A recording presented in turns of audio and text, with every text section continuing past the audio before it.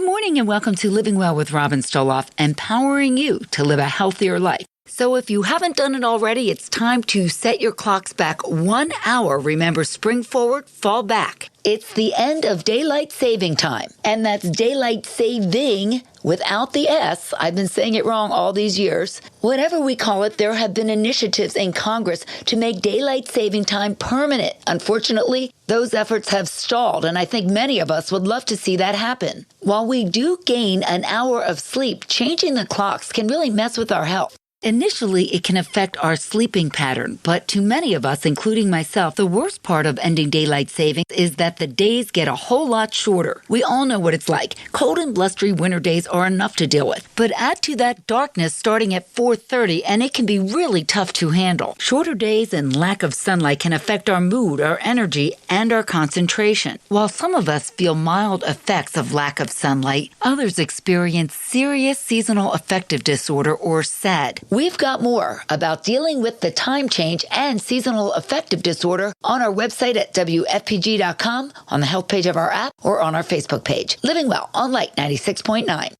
With November already underway, we have a lot to look forward to, whether it's the holiday shopping season, Thanksgiving get-togethers, or exciting football games. But it's also time for the annual traditions of Movember and No Shave November. Both challenges advocate promoting men's health and wellness through growing a mustache or beard.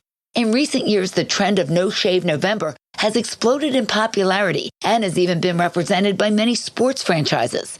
Movember challenges men to grow their own mustaches to raise funds for prostate cancer, while No Shave November promotes beards to benefit colon cancer. The idea is to donate the money you would save from haircuts or shaving products to a charitable cause. The initiatives last for all of November. So men, put the razors away and find out how you can participate in No Shave November or Movember at WFPG.com, on the health page of our app, or you can check it out on our Facebook page. Living Well on Light 96.9.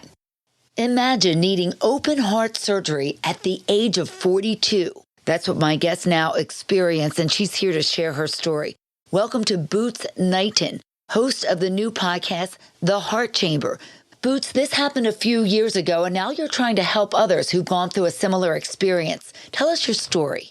Thank you so much, Robin, for the opportunity. Yes, I had a heart attack while mountain biking at age 42. It made no sense because at the time I was at the top of my game, ski instructor at Jackson Hole Mountain Resort. And after doing a lot of digging, we discovered that I had several different congenital defects. That led me to open heart surgery in January of 2021. Of course, this was during the pandemic. And then I needed 2 more surgeries because my body rejected the sternal wires. But now I'm doing great. And I wanted to start the Heart Chamber podcast in order to help others coming after me facing open heart surgery. What is your message to them? That you can thrive post open heart surgery. And that is what my podcast is all about. We have the incredible opportunity of going to the edge of life and death, and then we get to live an incredible life afterwards of hope and healing and inspiration. I'm sure you're making a difference to so many people. Again, the name of the podcast and your website? So my podcast is The Heart Chamber, and you can find me at theheartchamberpodcast.com. Thanks for sharing your story, Boots Knighton, and you are living well on Light 96.9. The incidence of diabetes in this country has skyrocketed. It affects 1 out of every 10 adults. In addition, 1 in 3 American adults has prediabetes, but about 85% of them don't even know they have it. Prediabetes means a person's blood glucose or sugar level is higher than normal. People with prediabetes are on the borderline for getting type 2 diabetes, and it can lead to other medical issues as well, such as a stroke or a heart attack.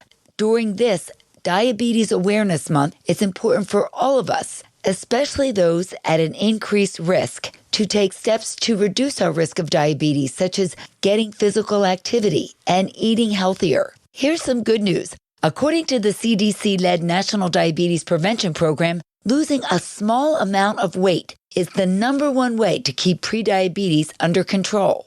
A simple blood test can let you know if you have diabetes or prediabetes. So if you haven't seen your healthcare provider in a while, it might be time to make that appointment. Living Well on Light 96.9.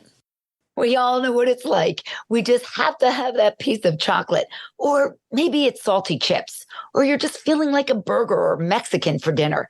It's almost like our food cravings take over. So what can we do about it? Well, fortunately, here to tell us is corporate dietitian for Nutrisystem, Courtney McCormick. Courtney, this is a problem for many of us. How common are food cravings? Whether it's sweet treats or salty treats or your go-to, we do get food cravings. And it's important to understand that they are a natural part of life, but it's also important to really have some strategies in place to help deal with those cravings when they come on. What can we do to try to curb them if we're trying to eat a little healthier? The first thing I say is just be curious about your food cravings. Are you having a craving because you really are hungry, or is it because you're bored or you're stressed? So the next time you feel that craving come on, just take a moment, pause, and really kind of assess, why are you having this craving? And then you could really get at the root cause and help address that root cause of the craving. Make sure you're eating enough. A lot of times we go throughout our day not eating enough food. We're restricting ourselves. And so it's really important to eat 3 balanced meals, have a couple snacks in between those meals throughout the day, because that's going to keep you feeling full and satisfied. And when you have those snacks and meals, make sure you're getting enough fiber and protein, nutrients that are going to help keep us full, keep us satisfied. So thinking of things like fruits, vegetables, whole grains, healthy fats like nuts, all of those foods should be included in your program. We often label our foods, assign our foods, bad foods or good foods, but you say that's really not a good idea. It's not. We need to stop labeling foods as good or bad and, thinking of foods as forbidden. Often the problem is not that individual food, but it's how much of that food you're eating and how often you're eating that food. So, when you want to have those maybe less nutritious choices, it's okay to indulge in those every once in a while and to give yourself permission to have those foods. You just want to be mindful of the portion size you're choosing and how often you're doing it. I choose to eat my favorite treats out, so they're not in my house. That makes it a little bit easier for me to control, which is my strategy. That's how I do it. Thank you for some great tips on curbing our cravings. Courtney McCormick, corporate dietitian from Nutrisystem, and you are living well on Light 96.9. Time now for Spreading the Health, powered by Atlanticare. Having surgery can seem really scary. You might be worried about getting a big scar and wonder how long it takes to get better. But did you know there's a specialized surgery that can help with these concerns? Robotic surgery means smaller incisions leading to less pain, a lower chance of infections, and a speedier recovery, so you can bounce back to your regular routine quicker than you might think. Atlanticare has been doing robotic surgery for more than 30 years. The surgeons at Atlanticare are specially trained to use these machines, combining their expertise with greater range, dexterity, and control. Atlanticare offers robotic surgery for so many kinds of operations. Surgeries in orthopedics like knee and hip replacements, gynecological surgeries such as hysterectomies, and general surgeries such as gastric bypass. Atlanticare has 4 same-day surgery centers plus 2 hospitals, so you can finally leave faster and close to home. So if surgery's in your future, call the experts at Atlanticare at 1-888-569-1000 or visit atlanticare.org/robotics. You might have heard me say sitting is the new smoking. Inactivity can be detrimental to our health, with consequences as bad or worse than smoking cigarettes. Joining us now with more is chiropractor Dr. Karen Callahan. She and her husband are owners of Atlantic County Family Spine. Thanks for being with us. Why is movement so important to our health? Thank you for saying that sitting is the new smoking. We are actually finding that sitting throughout the day, as much as we do now, is more detrimental to our health than smoking. Our bodies were made to move, Robin, and we have to find ways throughout the day to incorporate small bursts of energy, whether it is getting up and moving around your office or stretching or even taking the stairs.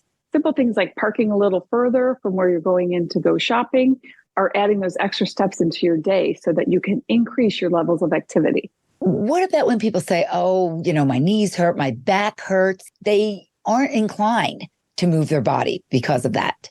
That's true. And for sure, those things should get checked out by their medical professional, whether it's an orthopedic or a chiropractor.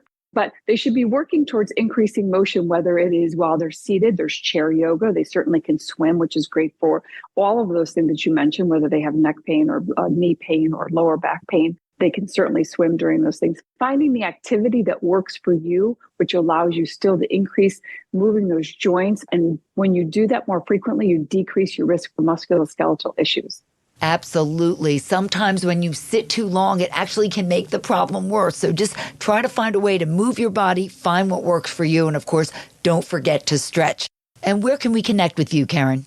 At acfamilyspine.com. And I know you have 4 locations throughout Atlantic County. Thank you so much for joining us, chiropractor Dr. Karen Callahan of Atlantic County Family Spine. And that wraps it up for me today. Glad you could be with me. Don't forget to check out my podcast, Living Well with Robin Stoloff, wherever you listen to your podcasts. Or if you prefer to watch the video, you can catch that on my YouTube channel or my website. And follow me on Facebook or Instagram for bite-sized tips to help you learn more and live better. Thanks so much for being with me today for Living Well with Robin Stoloff, empowering you to live a healthier life. Join me again next Sunday morning at 10. Until then, keep living well.